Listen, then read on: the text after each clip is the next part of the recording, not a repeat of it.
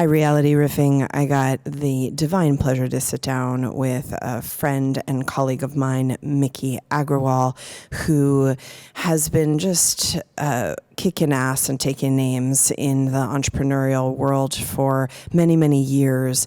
She is just really grassroots and honest and integral about her journey. And I love to hear the founders' stories. She has founded many successful companies now, and she's also doing incredible philanthropy in India and providing clean bathrooms, along with one of her businesses called Tushy, which are bidet attachments.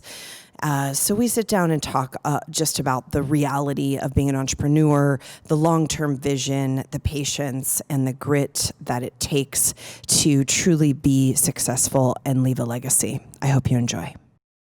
Hi. Hi. Nice to see you. So good to see you too. How's everything going? Honestly, it's been overall pretty good. I think, the world energy is interesting. So it's important for me, it was really important to stop reading the news Yeah. and to just get really centered in myself. And so doing a ton of meditation. I'm doing a Vedic grounding every day. Hmm. So doing 15 minutes asanas and pranayama, doing some kundalini and then 20 minutes meditation every morning. And that's been Wow. so helpful for me to Yeah. just centered, grounded, and then from that place we can, from that place of space, creativity comes, and then when there are times where I'm sort of like just still feeling the energies, the energies of the world that are challenged. Some friends have a lot of friends are dealing with lots of crazy stuff with their work and with their Yeah. companies, their jobs, and so there's a lot of emotional stuff happening globally. So Yeah. in Yeah. time, yeah. And how is business? I mean, you have a digital business, it's an online business. How are things going? How have you been affected? Like what's been required for you to pivot in this time? Well, I mean, we have been one of the lucky ones. I mean, we spent the last 6 years really educating the customer on why America should adopt the bidet and why toilet paper kills 15 million trees per year, is bad for your health, hygiene, bad for every, all your pocketbook, for, your just so many different reasons. And so when the toilet paper shortage of 2020, the great toilet paper shortage Yeah. hit, um, everyone turned to Tushy. So we had even $1 million a day sale. I mean, it was like a pretty wild. It's things have normalized, but for a few months it was just like straight up insanity. And now we still have a new normal for the business, but it's really really fascinating to see the disruption that's happening culturally around people using. People starting to use reusable products instead of single use products that you buy over and over again. Toilet paper is a consumable, which makes huge toilet paper companies billions of dollars over a long time, but also hurts our planet, hurts our health and hygiene, creates Yep. chronic infection, disease. And so it's interesting to see people starting to build their own gardens in their home, starting to shop consciously, starting to really consider what they have in their home, because they're home all day looking at stuff around their house all day. And then for us, I mean, it just, we definitely we're one of the lucky ones in that people opted for a bidet, which you can use over and over and over again for years and not have to necessarily use toilet paper every day. You can use a little bit to pat dry, but you can also use an organic bamboo butt towel, which we also have. So there are certain things that you actually don't need a replenishable product if you have a Yep. bidet. So it's been interesting to see. Like, but I also have restaurants. My restaurants were hit hard, and so luckily we got a PPP loan, thank God. And so the restaurant workers are fine. So it's sort of really interesting to be on both sides of it. Yeah, I was wondering about that. I mean, are you sitting with how you want to, deal with some of the brick and mortar in terms of the restaurants? I had forgotten about that. You guys have amazing restaurants. What, is that, are you sitting with that, or how are you feeling about that? I mean, again, I think Gotham City, New York City, is going to be a very very different place when this thing is over. One of my best friends is actually running for mayor, so it'll be interesting to kind of take that job if he wins at this time. But Yeah. it's it'll I think delivery is going to be a big thing. Right now, Yeah. delivery is keeping our business going. We have loyal customers because ours is gluten-free pizza, and so it caters to very health conscious audience and customer base, and so they still want to support the business and support our local shop, and so Yeah. that's been really, really helpful. It's just, yeah, but I mean, the business is still down 80%. You know what I mean? It's Yeah. not like we're still a sit down restaurant. So while our deliveries are just keeping us afloat, thank God for the PPP loan, it's been yeah, it's there's a lot of innovation that's going to have to happen. Like one of the things I'm excited about doing is creating the tiffin model. In India they have this model where you go and you subscribe into this communal packaged thing that you get in these little these little metal containers. You get your curry in, and then you return it. It's kind of like the milkman model, where you put it on your stoop and you get your next batch in. And I think we're going to start doing sort of the milkman model too. We're looking at what are the different packaging options that we can do that can be easy to wash, that are replenishable, that we can and then develop a customer base that's loyal, and that's almost like a subscription for the restaurants. And so there's a ton of innovation happening for a lot of restaurants, a lot of people. It's cool. It's cool to see what essential is and what happens to non-essential businesses, and those are the ones struggling the most, I think. Yeah, I think it's definitely the definition of essential, and what that I think in anybody who is doing anything, whether it's creating a business or in the midst of trying to maintain a business in this particular unprecedented time, essential has become a really important word. Yeah, absolutely, and that's what's fascinating about, I think, this consumer-driven world that we live in, where people just with two clicks of a button, Amazon delivers to you the next day. All of a sudden, it's like, oh my God, if there's a global pandemic, what do I need in my home for sure? And a lot of the stuff that we thought we needed is clearly non-essential. And so I think for us too, we've really, really, we're already pretty thoughtful with what we bring into the home. But we're even more so right now with thinking about different ways to even compost or different things. Like us also, when we go back to Brooklyn next month, we're going to start really catering our garden and building our garden in our little backyard. And so, yeah, I just think that, and in business, I think the way people think about business will change forever. Hope. I think the education system will change forever, but business specifically, I think, the future of business is a conscious capitalism model. I sit on the board of conscious capitalism, and the idea is that every stakeholder has to win.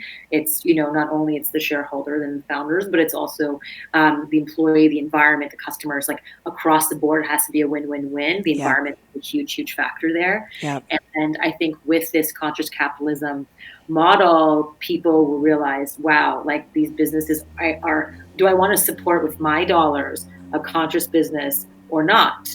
And I think, people will start to opt towards the companies that are taking their money and doing something valuable with it. So for me, the way I think about profit and business is, what we create and what we're creating as an entrepreneur, as businesses, can literally change the way the world is. And so, we can create the world we want to see through business. And so for me, what I believe is I believe in elevating human experience, and I believe in saving the planet. And I also believe in basic human rights for all.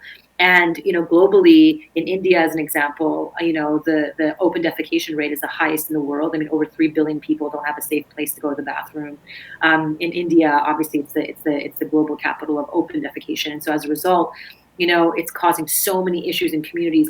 Kids are getting sick. People are getting sick. There's poop in the water systems, and it smells gross, and these villages are struggling. And so for us, we're like, okay, with every Tushy purchase sold, we are going to help build clean toilets in India.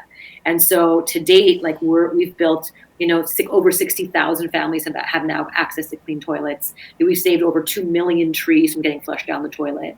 We're really creating a world we want to see.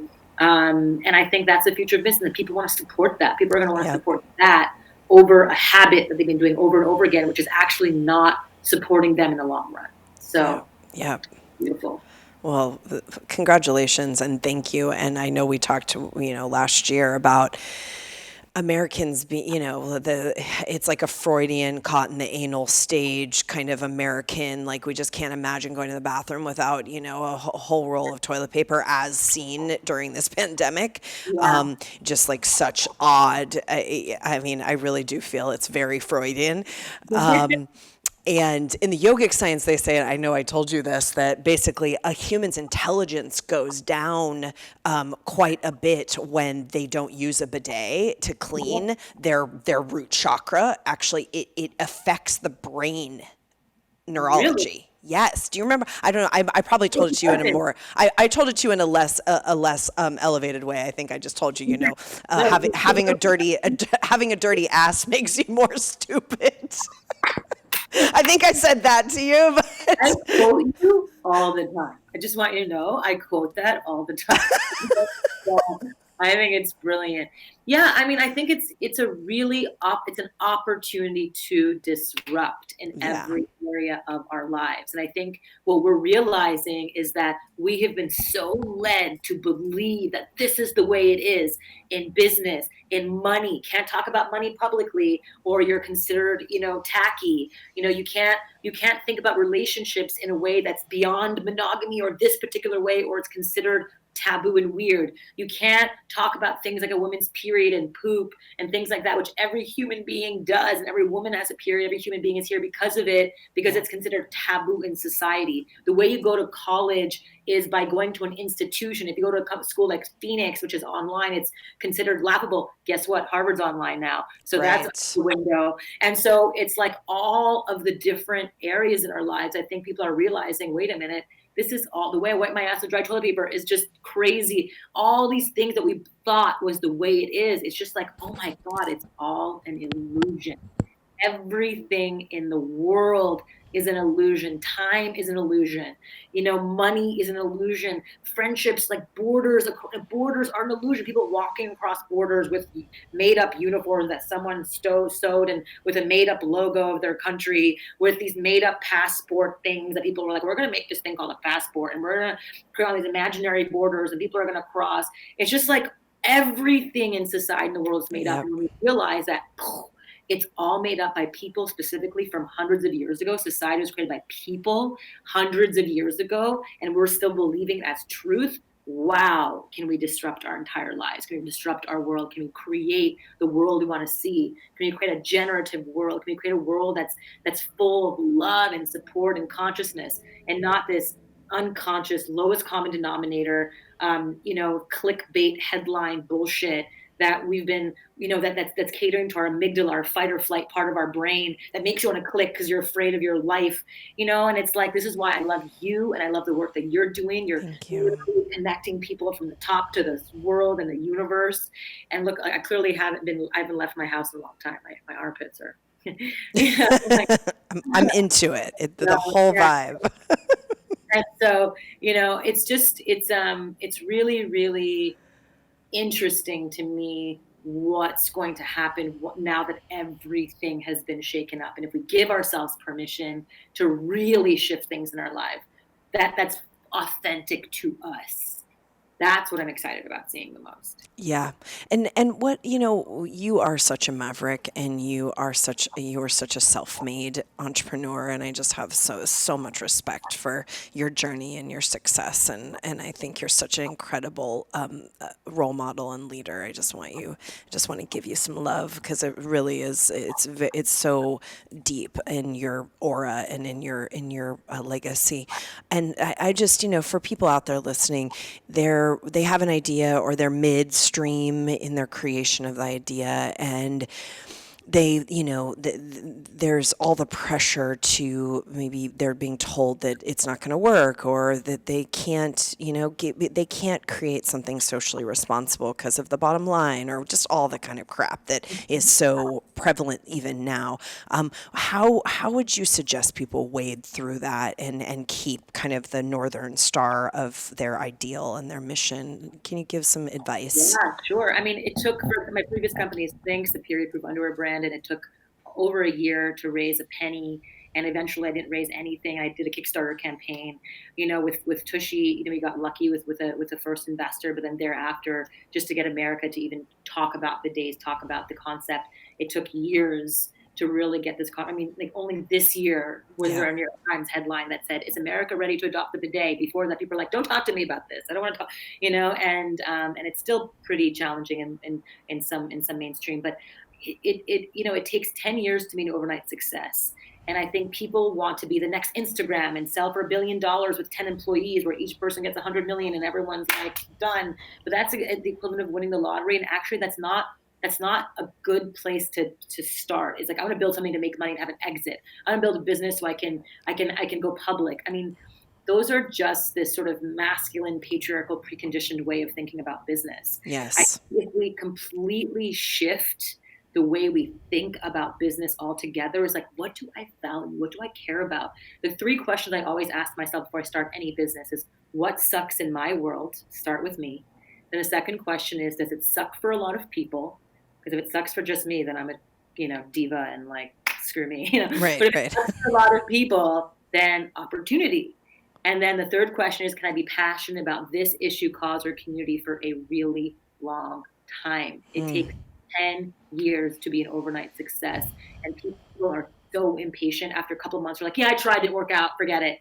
And I think if you have to have an undying belief in what this idea is and what it's capable to create and capable to do in order to actually see it through. I mean, we started Tushy, I can't raise my first dollar in 2014. We're 2020 now. And now is when we, had our first $1 million a day, and then it's like, it's scaling crazy, rapidly. And so it's like, it took 6 years to get to that place. Before that, it was still like, just chugging along. Yeah. And I think that we live in this selfie generation, and this world of like, I just want to show everyone that I built something in 2 days and it's done, and it's like, I've been watching this epic documentary about Michael Jordan, called the Last Dance, and it's like, just seeing the conviction and the relentlessness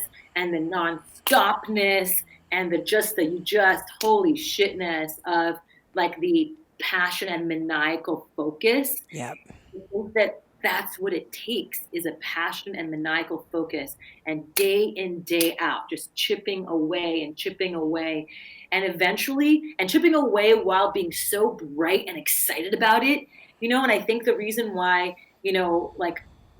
concepts work, or businesses have worked, is that like, every dinner conversation, you're like, oh my God, have you tried using a bidet? Like, I mean, toilet paper is, you know what I mean, trees. And like the amount of like same conversation, but with the same genuine excitement, to have like excitement over and over again. I mean, with you, with Kundalini, and you just teaching people how to really, really shine bright. I mean, that you can talk about forever, and to like open people up and make them who they truly are. I mean, that's your life's work. And for me, it's like asking myself that third question: can I be passionate about this issue, cause, or community for a really long time? Is the right question to ask, because we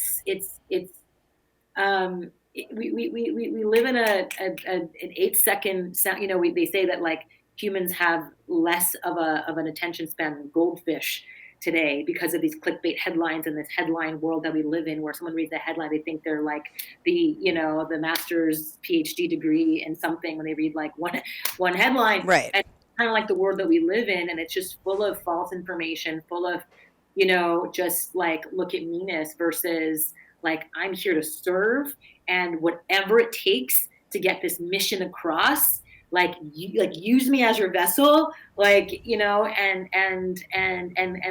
let that speak for itself for years, and whatever it takes. So I think it's the belief in oneself. People who are listening here who are like, in that sort of like either rut or who are in that launch place. Also, don't listen to other people if they're like, I don't know, stay in your safe job. It's like, we have one life to live. There's a level of maniacal focus and conviction, and not listening to what other people have to say if you really have a belief. I mean, everyone told me that my ideas were stupid. No one's going to care. No one's going to invest. No one's going to write about it. No one's going to, blah, blah, blah. And it's like, no, I really think that this is something. And eventually it's like moth to a flame, right? It's like, if you're bright enough and you're holding space that's bright, like they come and they come. They're like, all right, this thing's bright. Like, let me just go look. Oh, this thing's Yeah. bright. Let me go look. I mean, again, you're a perfect example of this, right? It's like, when it becomes like people want to just experience it. And when they do, they're like, oh, I get it. So Yeah. I think it just keeps shining bright, not getting just like it's not the critic who counts, it's the person whose face is marred with blood and sweat and tears. That's that quote.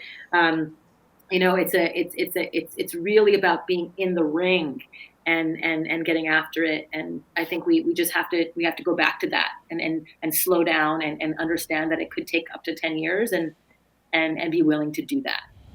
I'm so glad that you've said this because I talked about this morning, and I just feel like this is part of the yogic training of a creator or an entrepreneur. Whatever you're creating is, you have to be willing to put in the time and hold the pose and hold the dream, hold the vision, hold whatever aspect. Because sometimes, I think different parts of it reveal themselves to us, things that we didn't even know. Like, I mean, maybe you did have this intention, but I was thinking, I was wearing THINX the other day, and I was thinking, this is such a, for me as a modern woman, this is the closest I get to basically sitting on some moss in the red tent. And I find it incredibly balancing for my hormones. Like, I just really find it to like not being, and being able to just bleed in the appropriate way, in like this kind of aponic way, like down and letting that energy roll. It's so good for my hormones. And I was thinking, did Miki think about that when she was creating it, or is this kind of a subset of things that happened, after the creation? I don't know. I'm curious, but about that. But it's, they have their own iterations and they have their journey, and it takes whatever time it's going to take. Yeah, I mean, when an idea forms and when people start something, different groups find solace or a mission within the thing that you create that's meant to really, for me, that was meant to just create a solution for a very, irresponsible perioder, which was me, and I just every month was like, oh my God, it was just a shock because I was so busy just running around all day. And every time it came, it was like, I forgot what time of day it was. And I just appeared and it was a complete mess because my first 2 days is like open faucet, blood. Mm. And wearing white is just like a whole thing. Yeah. So, yeah, I mean, I think it's the ancillary benefits, like, all of a sudden this period feminism movement launched through that, and how it unlocked, people's deepest feelings of shame, and how that just by overcoming this shame around this time of the month, or the shame around going to the bathroom at all, like doing anything down there was considered shameful. Yeah. Liberate that shame for people, help liberate the shame in so many other places and areas in their lives. And I feel like, just to again celebrate that part of our body. That part of our body creates, not only creates human life, it excretes all the things our body doesn't need. It feels pleasure. It's like the most potent part. We choose to neglect it because of societal preconditioning. I mean, that's just wild to me. That's just a body part like our arm, yet society decided that area of our body is phallic, whatever that even means. That's a made up word. That word's made up, and it's like for us to again celebrate every part of our body with such deep reverence and such deep love, and it actually creates just much more peace within ourselves. I had a huge self-love breakthrough like a few months ago, where I went through every part of my body and just like held them and rocked them and thanked them, and just really paid homage to like every single part of my body. And And I thank my thyroid, and my thyroid, I've had a very, very challenged hyperthyroid condition for 2+ years. Hmm. And my thyroid levels, and I was at 0.01, my TSH levels. In order to get pregnant again, I had to be at 0.26, and I was at 0.01 for 2+ years. And then I had this self-love breakthrough. I started doing my sort of Kundalini practice. I started doing my Hmm. Vedic grounding. I started doing the breath work.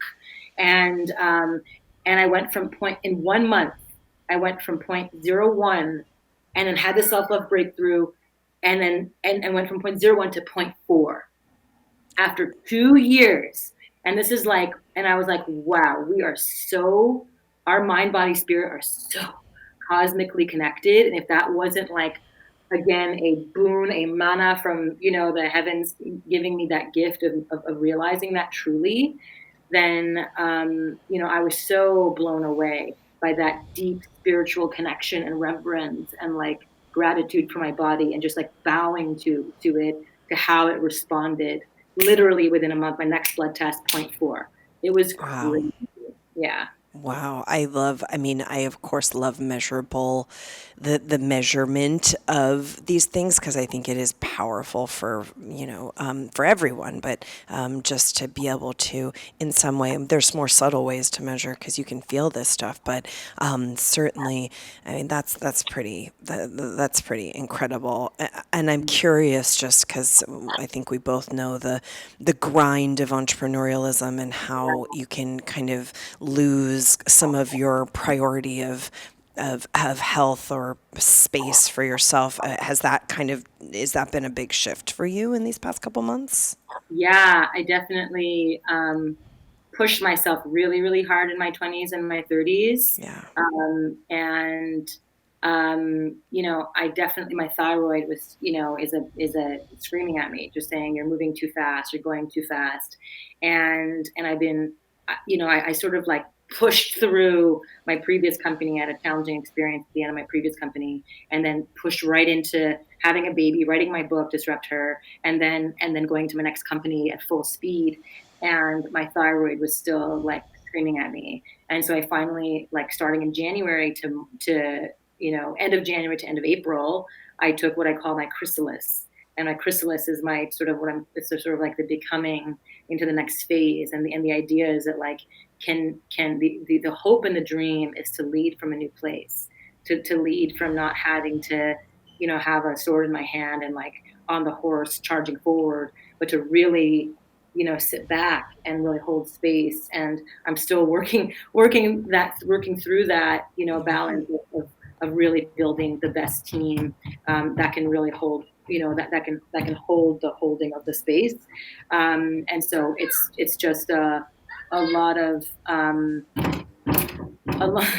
You're love. He comes on perfect cue, like it's total agreement of your aura. Yeah, it's like that's exactly it. It's like to really like own my mother in me, to own the like the ma in the Rama, like to really feel that, like, I'm like that we can lead and crush it, but like from a new, beautiful, feminine, not patriarchal, masculine, rah rah rah, more Yeah. way, but in a new way. And guess what? From that place, I mean, during this chrysalis, healed my thyroid. Our company like had the most insane, skyrocketing moment from all the toilet paper shortage insanity, and it was just like, again, like just know that the more you kind of practice mastery is like creating that space for, leadership versus mastery. Leaders give 110%, or on their horse charging forward. Masters give maybe 60% and create room for 40% to come to them. Yeah. And I've been so used to being on my horse charging forward that we are who we practice to be. I wrote that in my journal first page. Like, I am who I practice to be. I am who I practice to be. And it's to undo old, like deep ways of being requires practice and practice and practice and practice. And so for me, when I find myself like, responding in sort of the old version of who I, of me, I like take time to journal. I go back to my meditation. I do my Vedic grounding. I do my breath work. Like, I really try to recalibrate myself to like, okay, this moment was challenging. I kind of went back. I'm going to now, honor it, like look deeper, and then understand where it came from and then move forward. And then we'll slowly start, you make 2 steps forward, 1 step back, 2 steps forward, 1 step back. It's like, it's human. Like it's just where no one's ever perfect. It's keep creating that practice. But for me, it's been really to lead in a new way coming out of my chrysalis. And I feel a little clunky in it, to be honest, but Yeah. yeah. Yeah, there's a word that I use that the chat's blowing up with, which is invagination, which is it's a whole nother way of being a leader, and we're certainly not taught. And I think also when I know that you as well as me and anyone who's doing something in the world that's creating a splash, you faced a lot of adversity. I mean, there's been a lot of moths to your flame, and I mean, this is like it's some warrior shit. So I think there's a time and place for all aspects of the spectrum. Yeah. I'm curious about that part for you, to whatever degree you feel like sharing. Like, how do you deal with some of the, the naysayers, the people who are, who are shitty with you on social media, or who, all manner of the haters and people who, what's been your kind of way to continue to rise with all of that? Yeah, I mean, I think in the beginning, when I experienced the really, really crazy sort of, I mean, I went through my own version of a bit of a takedown, Yeah. in business, and it was really, really shocking to me to see people wanting to believe something that was so untrue and so crazy while I was pregnant. It was so wild for me, but what it made me realize, so for the first while, I was just in shock. And then I was like, oh, like there really is this unfortunate sort of world that we live in where it's like two kinds of people. Either you can be, a successful person or someone who's not, and the one who are not can just like shit on the successful people. But Yep. it's like everyone we're born successful just by being born. Every human is. And I think it's the media that created so much division. I think it's the society and the way we think, like the societal conditioning created such othering of everyone. Like everyone's a human being. Everyone has feelings. And for me, it was just like, it was a lot. I grew up a lot from that experience. It was saying, wow, there really is there really is a new weaving of consciousness that has to happen, which is why, I wrote my book, Disrupt Her. I wrote Disrupt Her because it was like, wow, we need to disrupt this old preconditioned notion that wants to take good people down, that Yep. wants to see people fail because they're doing well. It's like when I see successful people in the world, I'm like inspired by them, and I'm like, wow, like that is so cool what they're doing. Not like, oh, I can't believe she's, and like trying to find ways to cut them down or take. And then when some shitty headline comes out, it's like, see, I knew it. She wasn't that great, versus like, oh my God, let me give this person the benefit of the doubt. I mean, she's created things in the world that are good for people. Like, let me just do a little bit of research. But people don't want to do that. They just want to cut down good people. And John Mackey is the founder of Whole Foods Market, Yeah. and he created Whole Foods, and he's the godfather to my son Kiro. He was with me. He played such an important role during all the crazy shit I went through, because I was just like, I don't know what's going on. Like, how's this happening? Like, what are the people saying? Like, it was a really wild time. And he was just like, Miki, like, people hold good people at a much higher standard to like shitty people. I mean, look at Trump. I mean, like, people don't hold any stand, like, versus like good people doing good things. Like, he was like, do you think anyone's talking about Food Town or Kroger or like any Right. other food company? Right. No, they're talking shit about Whole Foods, because Whole Foods is doing good things in the world and touts themselves as doing good things in the world. And so therefore they're being held to a higher standard. And yet everyone's human being doing the best they can. And so, yeah, I learned a lot from that experience. And I think with Tushy, I really, really put, a bunch of different measures in place that didn't expose me to something like that can happen again. And so it's, it's all learning. Like I in my book Disruptor, I talk a lot about, the concept of failure and replacing the word failure altogether with revelations. Mm. Instead of thinking about like failure, like no other animal talks about failure. It's not like a monkey climbs a tree and couldn't reach a banana and he's like, I failed. It's like he'll just find another way to climb up the tree, And I talk about in my book the concept of the scout. And the scout is someone who basically enters a forest and basically leads a larger group through a forest to the other side, right? And oftentimes that scout goes alone and tries to find that path to the other side. And sometimes that scout runs into, a fallen tree. Sometimes it runs into a bear chasing it. Sometimes it runs into a ravine. Sometimes it runs into a dead end. Does that scout be like, I failed, and just turns around and goes back? No, they try a different route. They try something else. And so, for me, I think with my, like for me, rather than calling an experience a failed experience, it's more like, wow, I really built something so beautiful, so powerful that women around the world, millions of women are wearing. And I learned a lot from that experience, how things could be perceived, how things could be taken out of context, how things could be used against you, and how there needs to be a layer, between me, and potentially the, the rest of the team. Like there's a lot of different things that came from that learning, and I'm grateful and stronger and better and more humble and more, and more powerful because of it. Like it's that combination.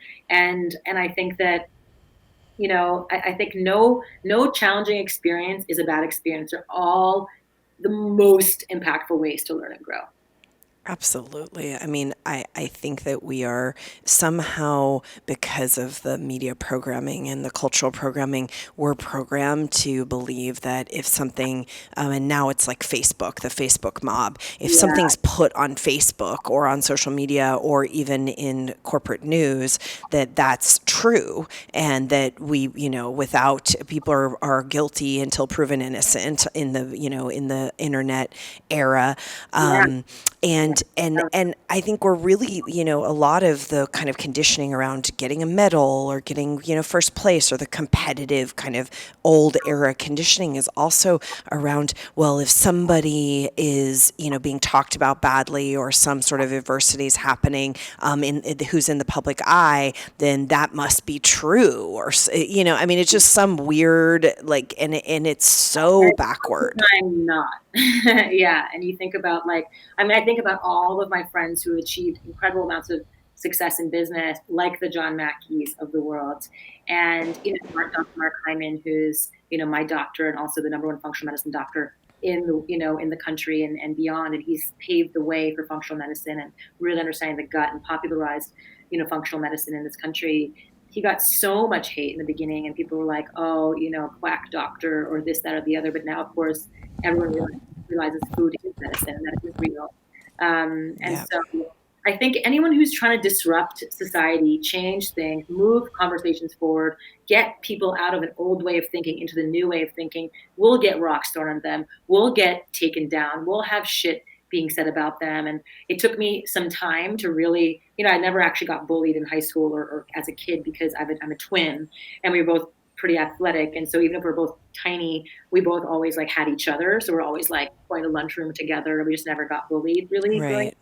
And so to really understand what people go through when they're bullied, to experience that firsthand for a period of time was really important for me to really expand my sort of ability to understand and have compassion for others even more. So I'm really grateful for the experience no matter what.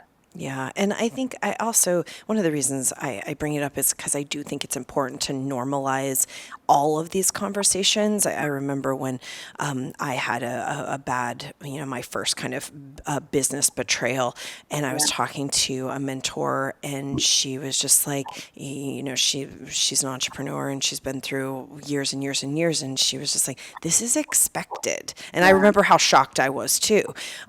But this is expected. This is part of the polarity. This is part of the playing field, and it was just such a relief to me. But I do think normalizing these conversations where it's like anytime you're trying to do something, and anytime, especially, I mean, I think it's changing, but still, as a woman, when you're outspoken, when you're not conventional, when you're railing against certain belief systems, and I mean, we're still, majorly up against a narrative that's been conditioned into us as well as the culture.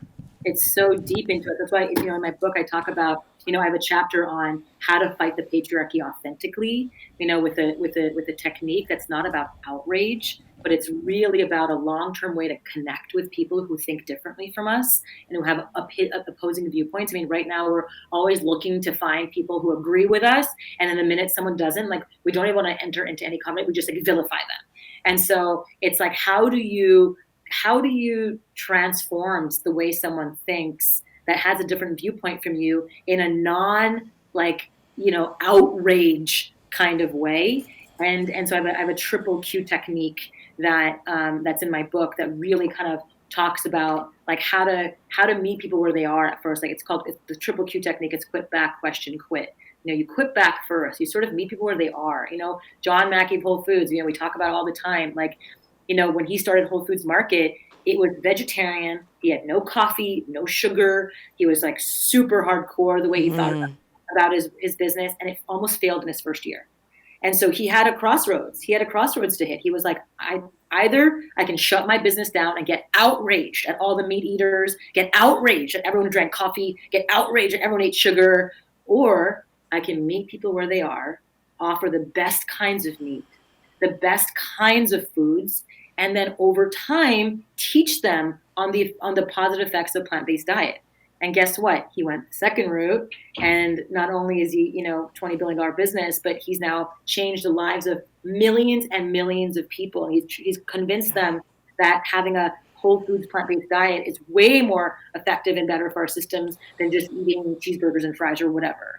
And so it's meeting people where they are is not a bad thing. Oftentimes I get pushback when I say that from some female groups who say, why should we meet anyone where they are? We've been having to meet where they are this whole time. It's like, well, we're all stuck in the patriarchal preconditioning. We want men who make money. We want husbands who provide for us. We want the doors open for us. We want to be treated like queens. And then we also want to make all you have the seat at the table. And okay, well, the world that we live in, remember, just a generation ago, my mom was a housewife. You know what I mean? Yeah.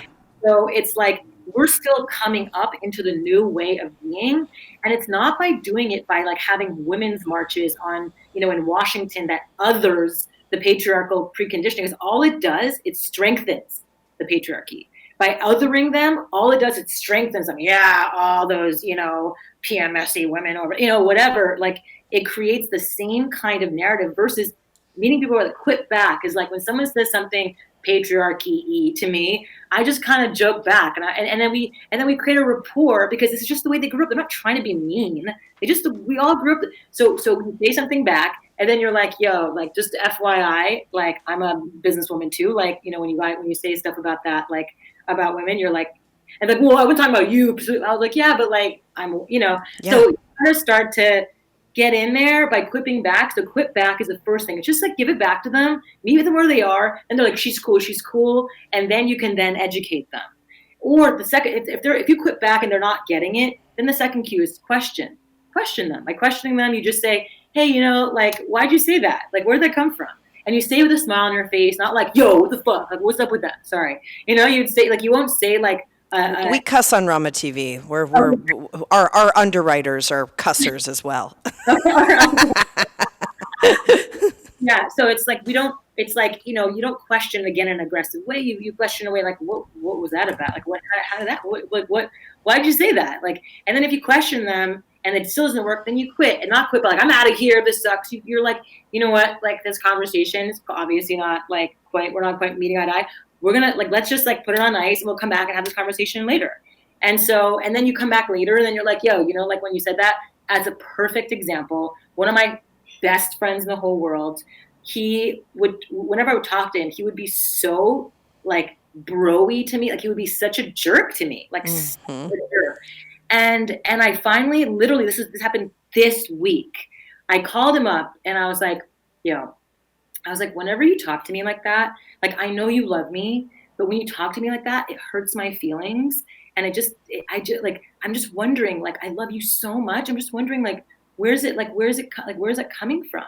And he was like, oh my God, I'm so sorry. He was like, you're like my military boy that I went to like war with, where, like, I feel like, right, that if anything ever happened to you, I'd be on the first plane coming to like save you, right? And I'm like, totally, but like, I don't know, like, he was like, I just treat you like my best bro friend, and that's how we banter with all my other bro friends.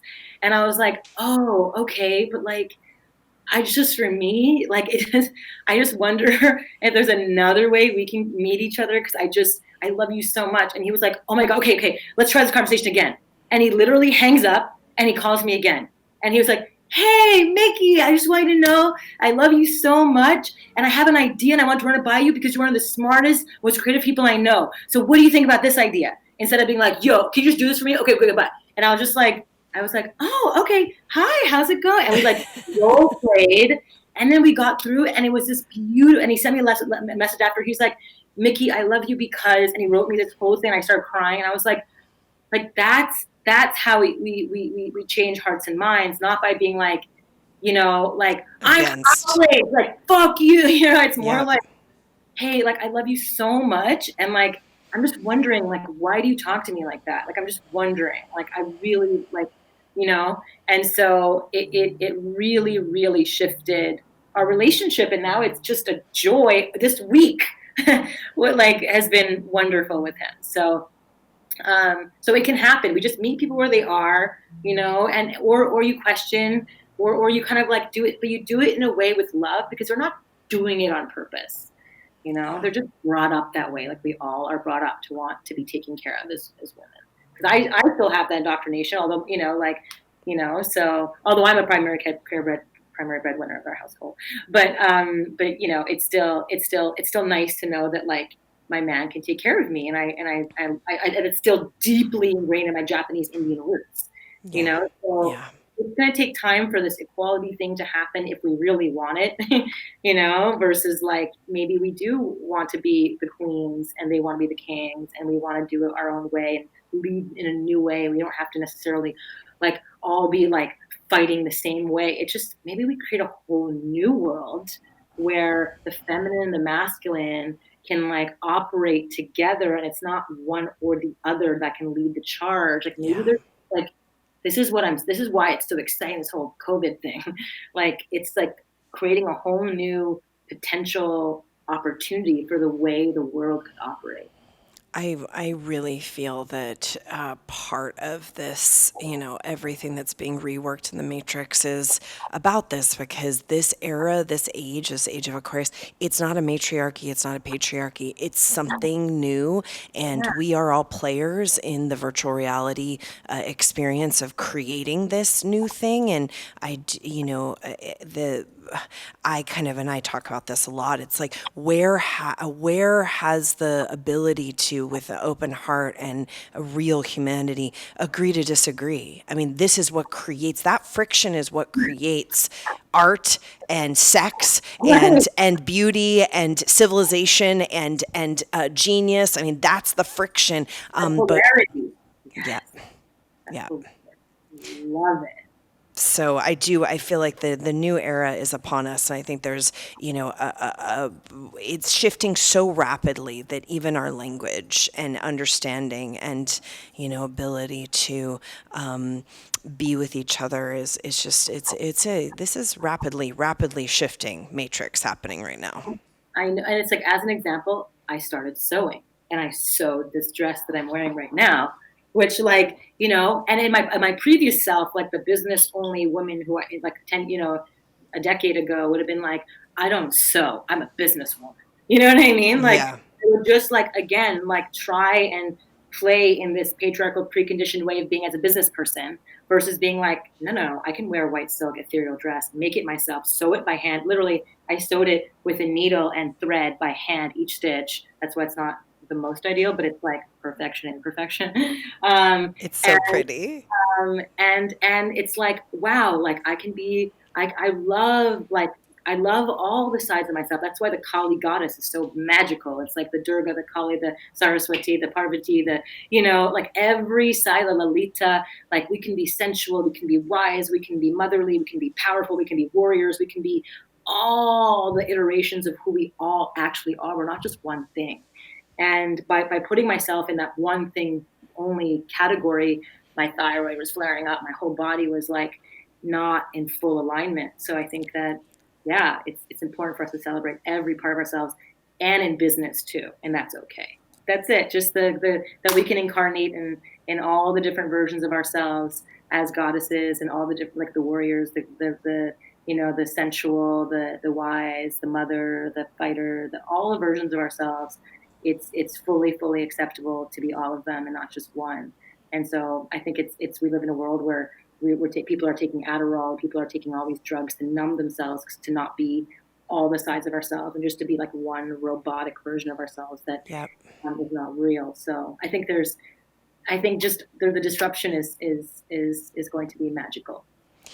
I really feel the kind of invagination of disruption for all genders, because I think that's like also seeing kind of more masculine identified people feeling like that can really look so different and still be incredibly grounded and powerful and have so much to offer and still maybe do their work differently or be successful differently. I think the spectrum is really expanding.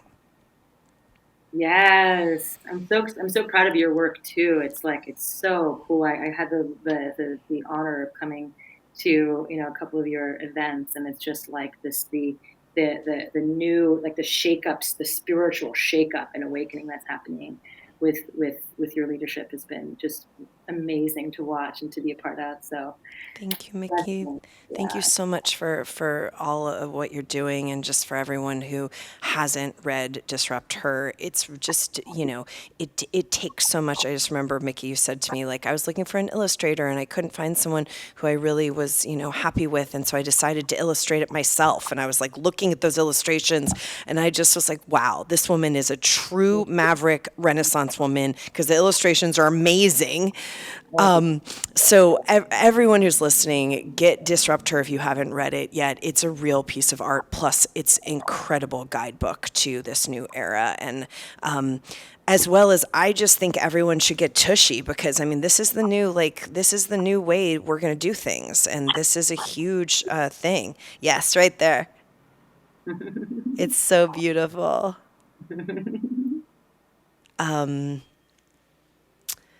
So, and what other ways can people follow you and kind of get to know everything that you're up to?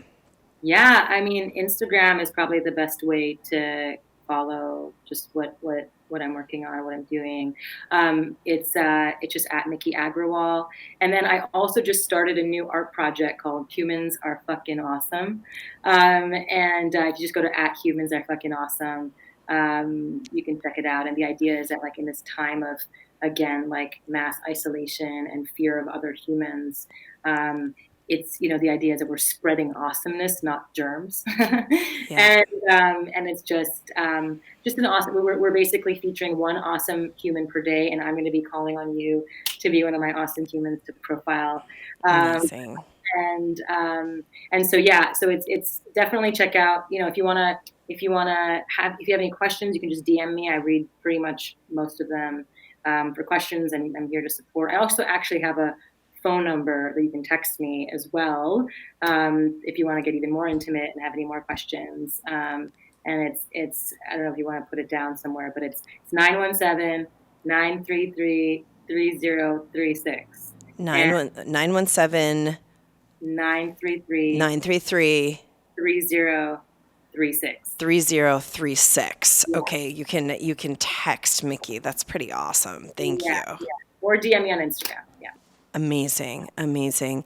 Well, thank you so much for everything you're doing, and your dress is beautiful. It's so beautiful, and I can't wait to maybe we'll get to be pregnant at the same time. So, I'm calling that spirit, and I hope everyone here, everyone watching, could just send baby vibrations to my belly. I know I can see the spirit in my meditation. I can see the spirit like right here. It just needs time to land. I just have to be patient. I just need to be patient.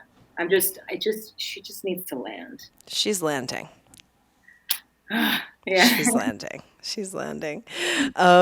Okay, amazing. Have a beautiful day, and I can't wait to see you again. Give you a hug. Same. Mwah.